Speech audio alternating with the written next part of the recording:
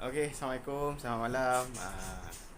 Jumpa lagi saya, Ahmad Azfar Azman, daripada Kedai Bikin Batik. Okey, kepakaran kami adalah membantu pada mereka yang tiada masa untuk menyediakan dessert, untuk mendapatkan dessert bagi menambat hati orang tersayang di rumah dengan hanya satu suapan. Pasti akan jatuh cinta dan terus order lagi. Okey, tajuk hari ni kita nak cerita pasal sembang kencang kan, di tengah jalan di badai ombak terus putus asa. Ni kita biasa dengar orang selalu sembang kencang. Dia sembang macam bagus je, tapi apa pun tak boleh buat. Dia cerita bikin orang bimbang. Tapi kalau takut di badai ombak, jangan berumah di tepi pantai. Okay, siapa pernah buat bisnes, siapa baru mula berniaga, pernah tak dia rasa awal-awal tu je dia semangat. Kira macam orang kata hangat-hangat dia ayam. Bila di tengah-tengah jalan dia dah sejuk, dia dah tak semangat dah. Dia hilang semangat, dia rasa macam give up, penat. Dalam dunia ni tak ada benda yang mudah. Nak makan nasi pun susah. Sebab apa? Nak kena masak nasi, nak kena basuh beras kan, lepas tu nak kena tanak kan, nak on, kalau tak on, tak tekan switch cooking rice, tak masak. Tak ada benda dalam dunia ni yang senang. Semuanya kena ada usaha dan tindakan kita. Okey, hari ni saya nak kongsi 5 prinsip berjaya. Saya nak kongsilah 5 prinsip berjaya untuk kekalkan semangat dalam bisnes lah. Jadi kita mungkin boleh Abi tengah cakap ni kita nak kekalkan semangat ataupun momentum. Kita nak teruskan momentum tu. Contoh kalau kita macam you all semua kan, anda semua kat luar tu, kalau rasa macam kita lah, kita nak mengorat bini kita kan, wife kita punya momentum tu, kita punya orang kata semangat tu tak pernah putus. Ada je jalan kita nak ambil hati dia, nak ambil hati bakal mak mertua. Sama juga dalam bisnes. So kita nak kena kekalkan momentum tu. Tapi jangan bila dah dapat kita hilang momentum tu, tak, kita kena teruskan lagi momentum tu. Ini time nak mengorat, bersemangat gila-gila. Bila dah dapat, sendu di tengah jalan. Sama juga macam bisnes. Ada relate tak? Dah macam pakai jiwang cerita. Okey, saya kongsikan lah. Okey, ni saya punya mentor je, dia beritahu siapa join Bangkit Day 4 Bukan 103, kat situ boleh tengok banyak tips dia bagi. Iaitu potensi diri yang boleh dicungkil. Pertama, how you do anything is how you do everything. Maksudnya apa sini? Tindakan yang cepat. Contoh kalau kita nakkan, ibaratlah contoh kita nak dapatkan, kita tengok kat sahabat kita dia berjaya. Contoh dia dapat beli sebuah kenderaan baru kan. Itu macam mana kita nak dapatkan kereta baru tu, macam mana dia dapat. So kita kena ambil tindakan lah. Mungkin yang bekerja mungkin akan bekerja lebih masa, ataupun buat bisnes sampingan, ataupun buat Grab untuk cari duit lebih, untuk simpan modal. So dalam bisnes ni, kalau kita tak ambil tindakan yang luar biasa, contoh macam mana kita nak orang nampak kita, tapi kita buat tak tahu. Kita kata aku nak berniaga, tapi bila suruh tekan button live pun kita tak nak tekan. Kan? So button live, tekan button live dulu je, tekan live. Apa tak nak buat? Apa malu. Kalau kita malu, kita tak ambil tindakan luar biasa, kita tak dapat apa-apa lah. Tak kisahlah orang tengok ke tak tengok live kita, peduli kan. Ni TV channel kita, kita punya suka lah. Mungkin hari ni seorang tengok, esok ada 2 orang tengok kan. Lama kita buat, lama orang tengok, orang nampak kita kan. Kat situ lah. Tu sebab how you do anything is how you do everything. Macam mana kita buat satu perkara tu, macam tu lah kita kena buat semua perkara. Contoh kalau kita malas basuh pinggan, ni wife saya selalu cakap, dia selalu pesan. Sebab habit saya, bila saya makan, kalau ada makan sudu tu saya tak suka basuh. So saya akan buat habit tu lah. Contoh bila kita makan benda kita lupa buang, kita tak dekat dalam kereta. So dia akan reflect juga. So kalau kita tetap amalkan habit kita, habit macam mana? Habit malas. Kan? Orang dah bagi tahu kalau nak berjaya ni jalan dia, kita masih lagi kekal. Alah dah tertulis di Lauh Mahfuz. Oh, dia dah tampak dah. Hidup aku begini. Tiada jalan untuk aku berjaya. Sampai matilah kau tak berjaya. Okey. So kita kena ambil satu tindakan yang luar biasa. Kita kena tulis apa impian kita, apa matlamat kita nak capai, apa fokus kita, apa big why. Tu sebab saya banyak kali cakap big why. Kita berniaga ni apa sebab kita nak berniaga, apakah big why kita. So kalau kita rasa nak putus asa kan, rasa nak semangat pula, kita tengok balik big why kita. Kalau big why kita adalah mak bapak kita, letak gambar dekat meja ke, hari-hari kita tengok. Biar kita tengok muka mak ayah kita tengok muka anak-anak. Okay. So bila kita ada masalah, contohlah kita menghadapi masalah, kita jangan lupa kalau kita sebagai orang Islam, kita kena kembali kepada Allah lah kan, dengan solat kita. Ni kita kena kita kena besarkan kolam jiwa kita. Cari jalan, selawat, istighfar. Kalau tak percaya, cuba buat. Saya cabar tuan-tuan kat luar tu kan, setiap hari dah set solat, buat istighfar 100 kali setiap kali solat. Saya cabar, konsisten buat. Kat situ ada miracle dia, ada keajaiban dia. Tak percaya, cuba buat istighfar kan. Ambil tasbih, belilah tasbih kan. Contoh mana tasbih saya kan, ni macam ni kan, tasbih ni ke, tasbih digital. Tasbih ni ayah saya bagi, dia balik daripada haji. So saya setiap hari saya guna ni, bapak saya dapat pahala. Pak, sambil kita bersihkan, besarkan kolam jiwa kita dapat bersedekah. Nampak kat situ. Saya cabar tuan-tuan, orang yang tengok video saya ni buat, InsyaAllah kita akan dapat keterangan jiwa. Okay. Jangan lupa selawat, minta pertolongan kepada Allah. Kalau kita susah, kita minta kepada dia. Dengan siapa lagi kita nak minta? Takkan kita nak pergi minta dengan mak ayah kita. Mak ayah kita akan cakap, kau dah kahwin dah apa semua, tetap nak menyusahkan aku.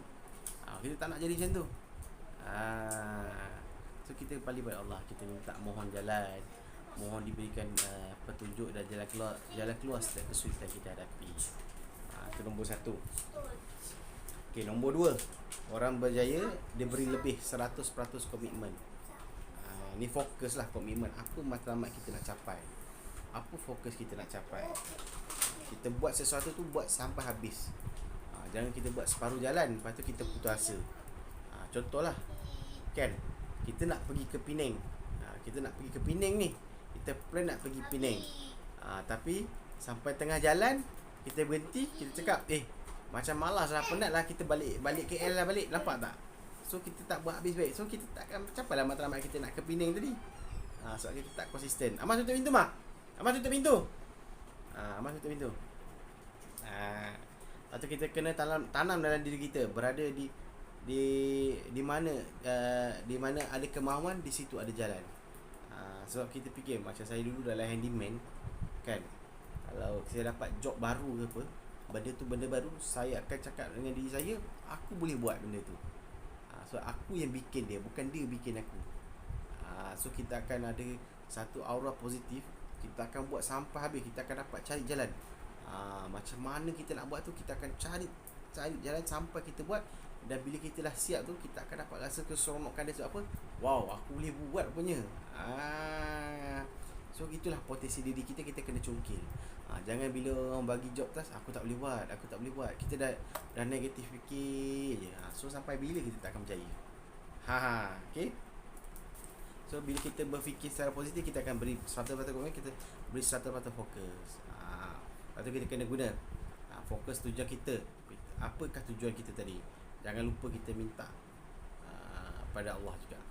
Setiap perkara kita buat, mesti kita mulakan doa untuk minta pada Allah.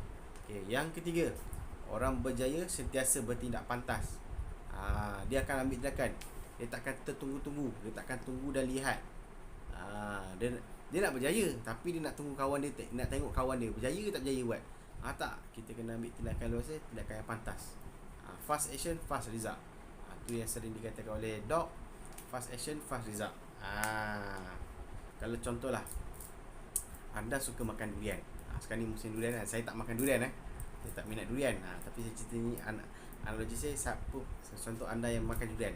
Okay, anda nak makan durian tahun ni kan, anda kena tanam 7 tahun lepas, baru anda dapat makan hasilnya.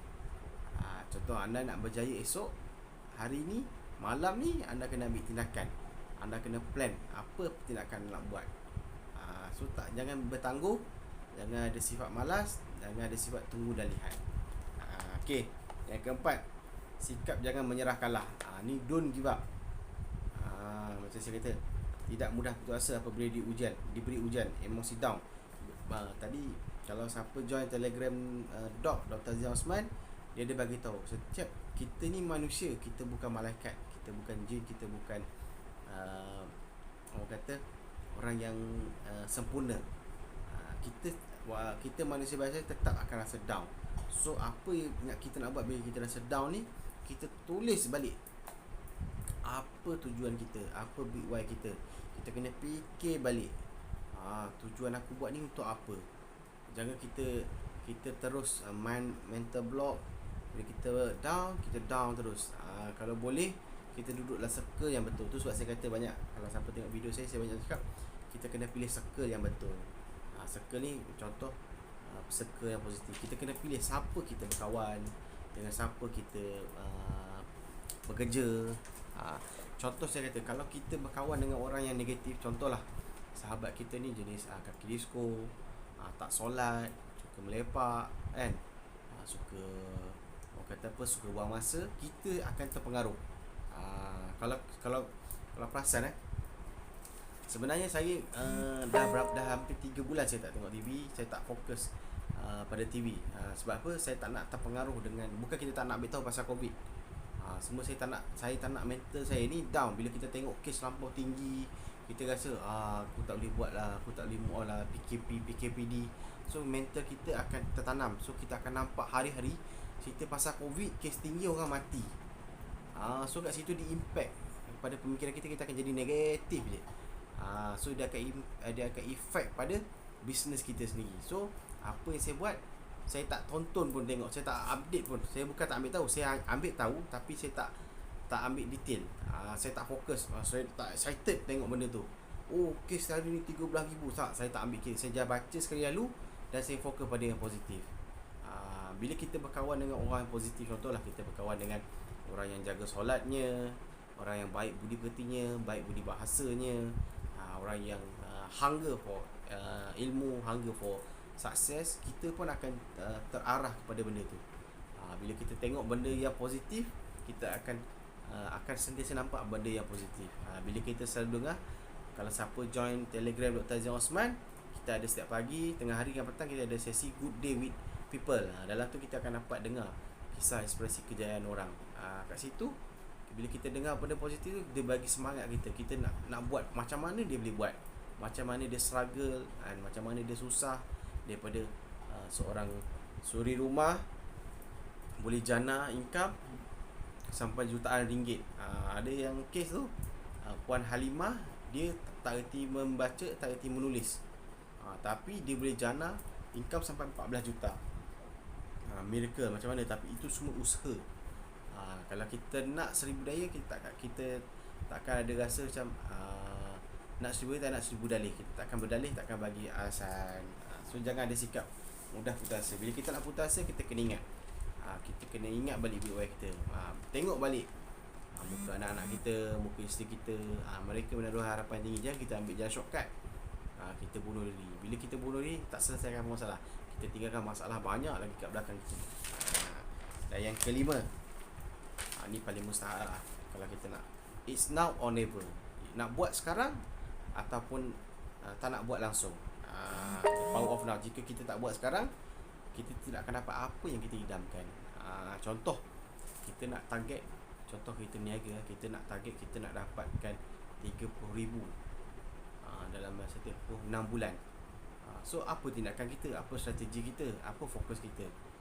So kita kena kena set lah fokus tu. So kita kena ambil tindakan. Jika kita tak bertindak sekarang, selamanya kita tidak akan dapat hasil. Contoh macam saya kata ni, kalau malas, dah terlampau malas kan, orang kata malas tahap gila lah kan. Duk berpegang ulat dalam batu pun boleh hidup. Itu ulat bang, kau bukan ulat. Itu ulat bang, kau bukan ulat. Ulat dalam batu memang Allah jadikan dia boleh hidup. Tapi kau bukan ulat bang, kau manusia. So kalau kau nak berjaya, contohlah macam mana, macam saya kata tadi lah, kau nak dapatkan, nak menangkan hati kekasih.